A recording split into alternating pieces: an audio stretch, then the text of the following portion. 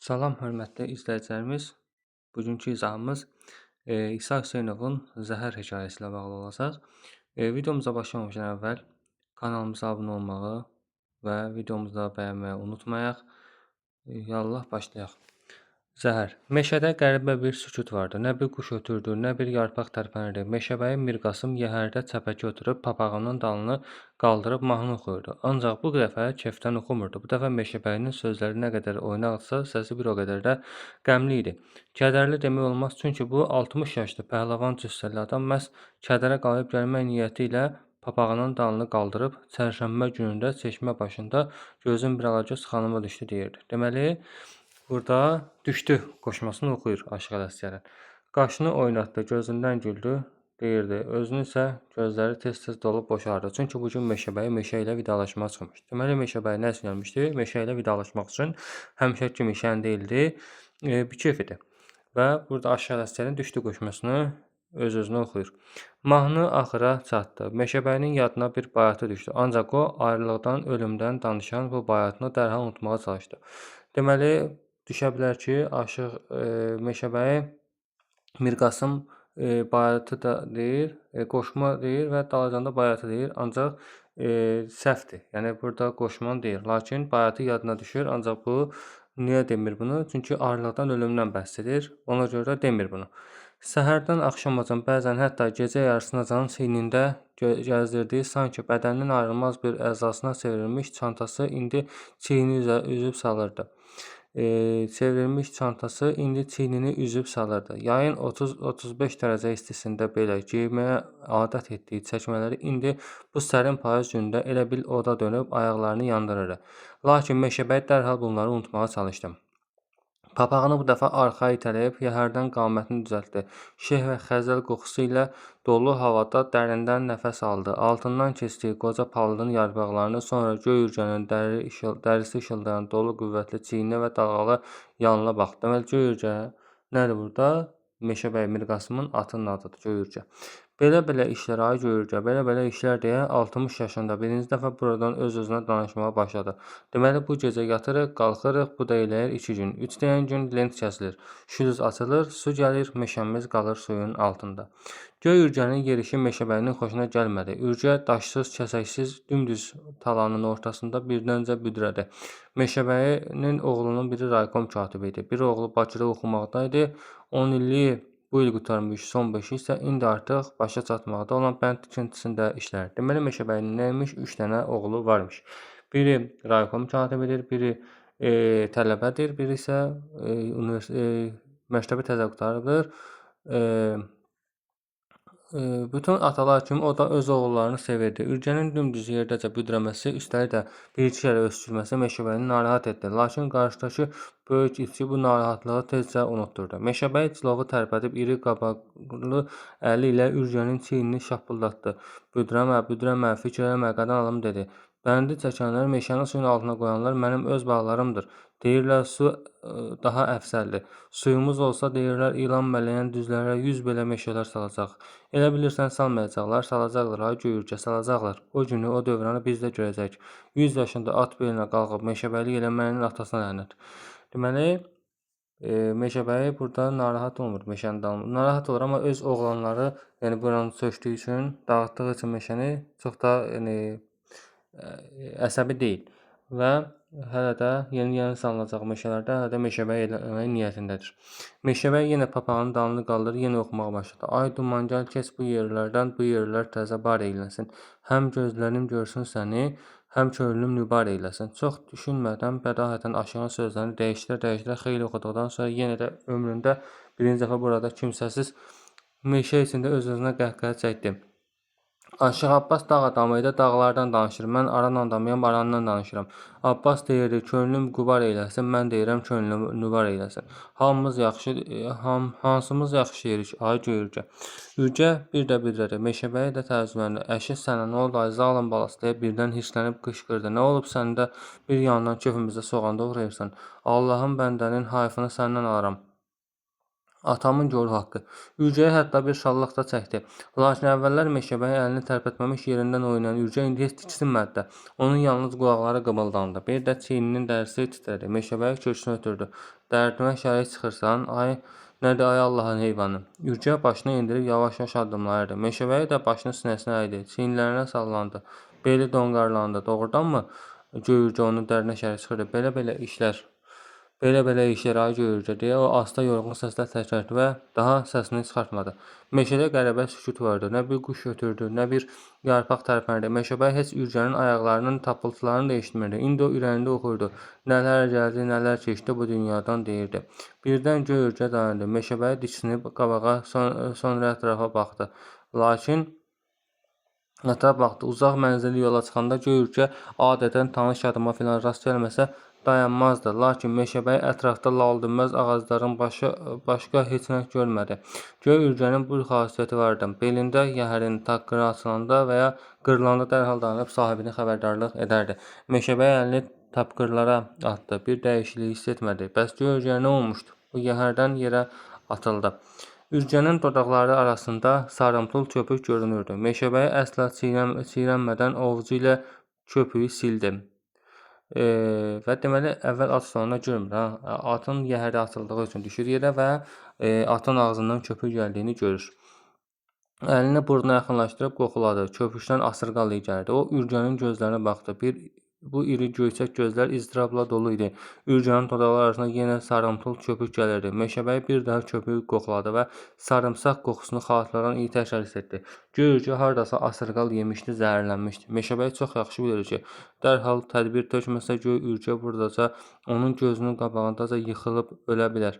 Lakin o hələ də dayanıb Ürgənin dodaqlarının arasında aramsız qaynayıb tökülən köpüyə baxırdı. O ömrünün 40 ilini at belində olmuşdu. Meşəni addım-addım gəzmişdi. Onun zehnində min bir çiçək ot adı var idi. Bu min bir ad içərisində asırqal çox az yada düşürdü. Çünki bu zəhərli bitki onun meşəsindən uzaqlarda, dağlarda bitirdi. Bu min bir ad içərisində asırqal çox az yada düşürdü. Çünki bu zəhərli bitki onun meşəsindən uzaqlarda, dağlarda vardı. Deməli, həmin asırqal bitkisi Meşəbəyinin meşəbəyi olduğu meşədə bitmirdi. Elə isə bu nə möcüzə idi? Ürgə nədən zəhərlənib? Bəlkə heç zəhərlənməmişdi. Meşəbəyinin dünya görmüş təəccüblü gözləri dostunun bədənində gəzdi. Ürgənin döş əzələləri titrəyirdi. Dizləri hiss olunacaq dərəcədə bükülüb çox çətinliklə düzəlirdi. Göy Ürgə onu öz oğulları qədər sevən, ona yedirtmək üçün şinelinin cibində parça-parça qənd gəzdirən sahibinin qarşısında birdən-birə zəiflədiyindən utanırmış kimi iztirablı gözlərinə çevrilib yana baxırdı. Birdən onun bütün bədəni titrədi. Yenə dizləri büküldü. Ürgə inildədi və elə bil daha utanmaqdan, xəcalətdən keçdiyini hiss edib gözlərini sahibinin üzünə dikdi. Ondan kömək istədi. Bu saat qadan alım deyə Meşəbəyi pıçıldadı. Çevrilib geriyə qalın meşənin dərinliklərinə tərəf baxdı. Ürgənin gözlərini sığallayıb bir daha bu saat dedi. Şallağını çəkməsinin boğazından sancdı. Papağını başından vərkitdi. Şinelinin ətəklərini yığıb yerindən götürüldü. Buradan təxminən 2 kilometr aralıda geniş bir talada gür sulu çay üzərində sovxoz vardı. El arasında ona it sovxoz derlər. Yəni düşə bilər ki, burada it sovxozu vardı. Xeyr, it sovxoz deyil. Sovxoz vardı. El arasında ona it sovxozu deyirlər. Orada suitinin müxtəlif cinslərini saxlayırlar. Bir ay bundan əvvəl sovxoz köçürülmüşdü. Tikililər sökülmüş, çay üzərindəki dəmir tor qəfəslər yerli dibli qoparılıb aparılmışdı. Sovxozun yerində indi yalnız torpaq yığınları bozardı. Xarabalıqda xeyli kənarda isə uzaqdan baxanda ağız-ağıza dayanmış bir cüt nəhəng hörümçəyə bənzəyən iki alacı qaralırdı. Orada sovxoz direktorunun qaynatası Daşdəmir kürəkəninin özünü və daha bir neçə sovxoz işçisinin mal-qarasını saxlayırdı. Sabahda bir gündə Daşdəmirdən köçməkdir. Deməli, düşə bilər ki,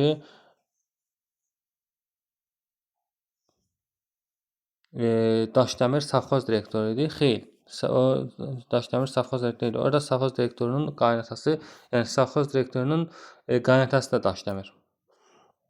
Burada kürəkəninin özünü və bir neçə sovxoz işçisində mal-qarası saxlayırdı. Sabahda bir gündə Daşdəmirdə köçməlidir. Meşəbəyi 2 kilometr yolu bir nəfəsə təqət edib alaçıqlara yetişəndə hər alaçığın kölgəsində bir iri qıllı köpək peyda oldu. İtlərin səsinə Daşdəmir əvəzinə geyimindən şəhər ziyalısına oxşayan boz şlyapalı, ucaboy bir adam çıxdı. Deməli, itlərin hürüşməsinə Daşdəmir çıxmır. Əvvəl başqa adam çıxır. Yüyürüb itlərə təpindi. Sonra da dayanıb təəccüblə Meşəbəyə baxdı. Qan-tər içində təngnəfəs yüyürən adamdan nə isə soruşmaq istədi. Ancaq Meşəbəy onu qabaqladı. Mən Mirqasımam, Meşəbəyin Mirqasım, ay oğul. Atım ayağa düşüb.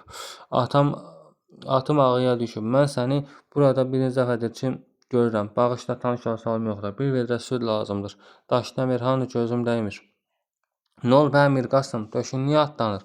Yaxınlıqda lap 5 addımlıqda tanış səs eşidildi. Meşəbəyi cəld dönüb geniş açılmış iri mavi gözlərini ağacların arasında dolandırdı. Daşdəmirin səsi bu dəfə elə bil yerin altından gəldi. Ölmədik, sənin dövranını qurtardığını da gör, ay Mirqasım. Sən hardasan ki? Buradayım, gəlirəm indi. Deyirəm, ölmədik, sənin də axırını gördük. Göy ürgənin belində belədən belə çapırdın, elədən elə çapırdın. Saatda bir malı heyvanı atın döşünə qatıb salırdın xalxala, nə bilim filan yerə ayaq basmayın, bəsməkan yerə yaxın durmayın, nə bilim filan yerə yaxın durmayın. İndi kimə qalır sənin bu qoruqların? Yoxsa Qaraca çoban kimi ağacları köklü köməzli qoparıb belinə şəlləyib aparmaq istəyirsən? Deməli, Qaraca çobanın adı bu əsərdə də çəkilir. Zəhər əsərində də Qaraca çobanın adı çəkilir. Daşdəmir palıd ağacının mağara kimi qaralan qoğuşundan çıxdı. İki yanını basa-basa yaxınlaşıb Meşəbəyini süzdü. Hə, buyur görək, süd lazımdır deyirsən, süd zad yoxdur. Sən Allah biraz tez elə Daşdəmir. Ürgə əldən gedir. Hanı ürgə? Bu yanda talada qoymuşam. Elə niyə? Yəni gəlirsə halı yoxdur. Yoxdur. Daşdəmir, qadan alım tez elə. Oğula bərabər atdı Daşdəmir. Deməli, Mirqasım atdı Daşdəmir. Deməli, Mirqasım atın oğula bənzədir.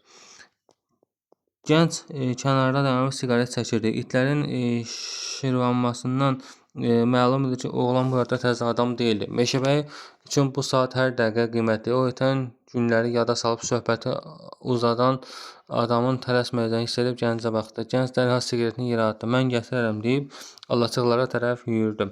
Meşəbəyin elmli, savadlı adamlara, şəhərdən meşəyə gəzməyə gələn ziyalılara xüsusi marağı vardı.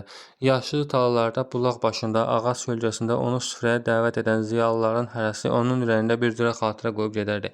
Onun həyəcanını, təşvişini dərhal başa düşüb, cəld yüyürən ziyalı gəncin arxasınca baxdıqda Meşəbəyinin bənd tikintisi ilə başlayan gündən açılıb döyər dərinləşmiş, sonra küt bir ağrı ilə içərisində gəzinib qalmış, yarası yenidən gövrəldi. O yalnız incə başa düşdü ki, lent kəsilib şülüz açılanda, meşə suyun altında qalanda meşə ilə birlikdə necə adamlar ülfətini, ünsiyyətini, ərşdən gürşdən xəbər verən şirin-şirin söhbətlərini də itirəcəklər. Meşəbəyi bir anlığa hətta göy ürgəni də unutdu. Şişkin sifətini topaz saqqal basmış qıllı adamın nə dediyini və nə üçün güldüyünü belə başa düşmədi. Səninlə deyiləmmi? Niyə cavab vermirsən? Nə deyirsən? Deyirəm, oğlum raykom katibidir. Pulun çox olar. Oğlun raykom katibidir. Pulu ver xərcləyək.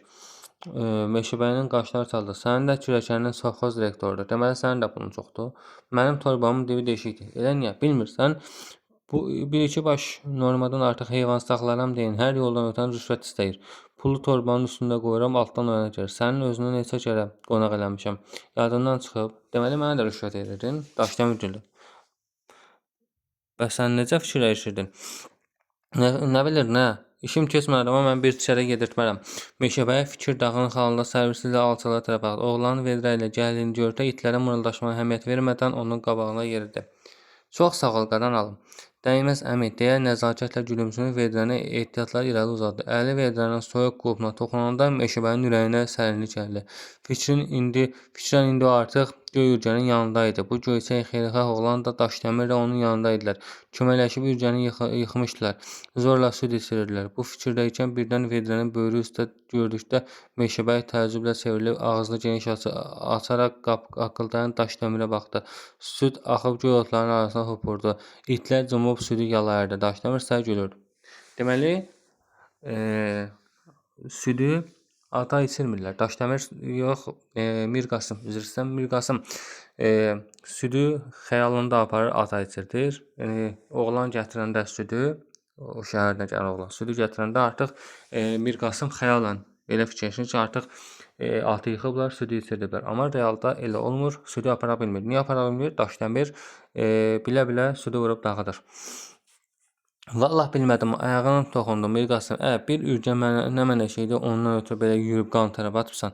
Deyinən oğlanların hərəsi biraz pul qoysun, maşın alsınlar, min gəz kef elə özün üçün. Meşəbəyi top qarasaqqal arasında iti ucu dişləri ağaran bu adama baxıb nahaq gəldiyini başa düşdü. Artıq yəni bundan sonra, dağıdandan sonra, Daşdəmir südü dağıdandan sonra Mir Qasım gəldiyinə peşman olur. Meşəbəyinin canı alovlandı, o pul tərk etmək istəyirdi, satın almaq istədi, lakin özünü sındırmadı. Peşman olur və pul təklif eləmək istəyir. Təklif eləmir ha. Yəni fikrinə gəlir ki, təklif eləsin, ancaq eləmir. Özünü sındırmır. Köhnə adi təmkini ilə yaylığını çıxarıb tərini sildi. Papağını götürdükdə ikindi çağının sərinliyində onun iri qırxıq başından qatı buq qalxdı və beləcə başı tüstülü halda geri qayıtdı. Göy ürgə artıq böyrü üstə idi. Meşəbəyi çöməlib onun gözlərini salladı. Sonra əlinin arxası ilə üz gözlərini sildi. Belə-belə işlər, ay göy ürgə, belə-belə işlər. Artıq yəni südçü deməli geri qayıdır. Artıq deməli göy ürgə ölmək üzrə idi. Və deyir ki, belə-belə işlər görür. Ürgə son dəfə xırıldayıb dartındı və hərəkətsiz qaldı. Deməli göy ürgə öldü. Meşəbəyi yavaşca qalxıb tapqırları açdı. Sonra yüyəni ürgənin başından çıxartdı. Yəhəri belində şələləyib yalnız onun bələd olduğu el yoluna xəlvət çığırla addımladı. Külək başlamışdı. Meşə xışıldayırdı. Meşəbəyinin üstünə xəzəl yağırdı. Boynuna, qoyun qoltuğuna soyuq yarpaqlar dolurdu. O isə heç nə əhəmiyyət vermir. Gözləri qaranlıqda bozaran dar cığırdan çəkmədən ağır-ağır, yorğun addımlardı. Meşədən çıxanda o ömründə birinci dəfə bərk yorğunluq hiss etdi. Vaxtı keçmiş qoca kimi hıqqıldayıb yəhəri belindən endirdi. Yerə qoyub üstündə oturdu. Sonra çevrilib çiyninin üstündə geriyə meşənin səsinə qulaq asdı. Belə-belə işlər, ay göy ürgə, belə-belə işlər, ay meşəbəyi Mir Qasım. Belə. Deməli, Zəhər hekayəsi epik növdə hekayə janrında yazılmışdır, təhkə üsuluyla yazılmışdır, nəsrlədir. Mövzusu insan və onun təbiətə münasibəti, ideyası isə təbiət, onu sevən xeyirxah insanların birgə səyi ilə qoruna bilər. Məsələn, əsərə uyğun hansı atalar sözünü deyə bilərik? Namərdə tuş gələnin işi düyünə düşər. Baş qəhrəmanın dilində lirik motivə də yer verilmişdir. Hansı lirik motivlərdir? Düşdü qoşmasıdır, eyləsin rədifli qoşması deyir. Bayatı da demək istər, lakin bayatını demir. Niyə? Çünki ayrılıqdan, ölümdən bəhs edir. Ona görə demir bunu. Sonra atın ölümünün əsas səbəbi Daşdəmirin namərdliyi idi. Daşdəmir də kim idi? O savxoza baxandı. Göy ürgə asırqal otundan zəhərlənir. Əvvəlki kitablarda vardı, asırqaldan zəhərlənmir, amma yəni yeni kitablarda artıq deyilir ki, asırqal bitkisinə zəhərlənmişdi. Asırqal da Mir Qasımın meşəbəyi olduğu meşə bitmirdi. Uzaq yerdə, dağlarda bitirdi. Çox güman ki, Daşdəmir onu yedirtmişdi asırqalı ona. Sonra Meşəbəyinin 3 oğlu vardı, dedi onu. Daşdəmir obrazı haqqında deyib. Daşdəmir mənfi obrazıdır. Daşdəmirin işlədiyi savxozda iç savxoz deyirlər. Öz mənafeyini həmişə düşünürdü. Sonra göy ürgə ölümünə səbəb dedik ki, Daşdəmir namərd idi. Sonra Meşəbəyi Mir Qasım müsbət obraz, əsərin müsbət obrazıdır. Meşədə bitən hər çiçək, hər otu yaxşı tanıyır. Şəhərin gələn adamlara xüsusi marağı olur. Gələcəyi yenə də meşəbəylik etmək niyyətindədir. Meşənin su altında qalmasının oğlanlarını günahlandırmırdı. Gölgəni oğulları qədər sevir, onu itirmək istəmir. Hətta deyir ki, oğula bərabər atdır. Sonra məsələn, hekayədə narahat olan əsas məsələ, problem məsələn, mənəm çürük olan insanlara ətrafa zəhər saçmasıdır. Sonra meşəbəyi yenə sanacaq meşələrdə meşəbəyi etmək niyyətindədir.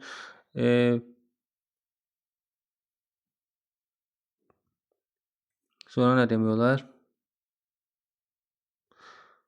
Meşəbəyi atın zəhərləndiyini, yəni atın yəhəri açılır da, düşür onu bağlamağa, ağzından köpük gəldiyini görür və oradan bilir ki, atı zəhərlənmişdir.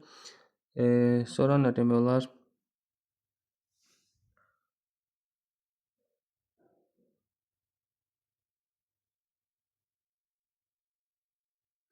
Sonra Mir Qasımın nitqində var ki, hətta bir aşığın da adı çəkilir Mir Qasımın dilindən. Deyir ki, Aşıq Abbas dağ adamı idi, dağlardan danışır. Mən aran adamıyam, arandan danışırdım. Bunlar demək olar. Sonra